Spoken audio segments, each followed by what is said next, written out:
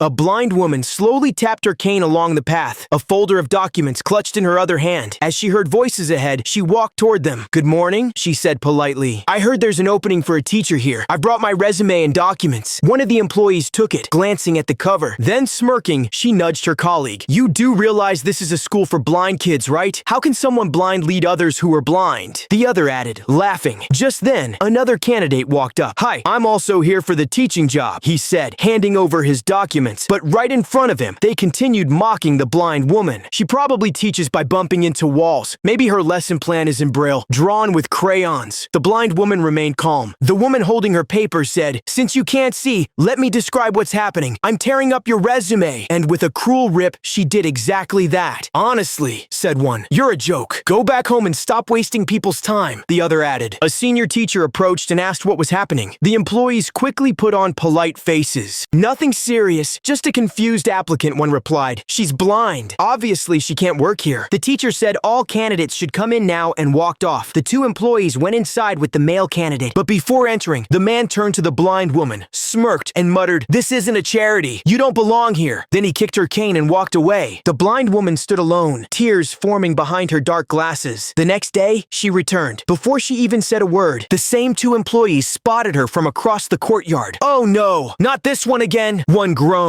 "Didn't get the message yesterday?" the other mocked. "Still hoping to teach here, blind Barbie? You should apply for a guide dog, not a teaching job." Suddenly, the blind woman pulled down her glasses and stared directly at them. They froze. "You can see?" one stammered. "Yes," she replied firmly. "This was a test. I wanted to see how you treat those you think are helpless. If you could be that cruel to someone you thought was blind, I wonder how you treat the kids." They scoffed. "So what? Blind or not, you still can't work here." The woman stepped forward. "Actually, it's you who can't work here. I own this school." They blinked in shock. She continued, "The old man who owns it. He's my father. He passed this school to me in his will and the papers are in my hand. You're both fired." They stammered apologies, but she turned away. "Save it. You've shown your hearts. And this school is for the blind, not the blind-hearted. If you think they deserved it, subscribe.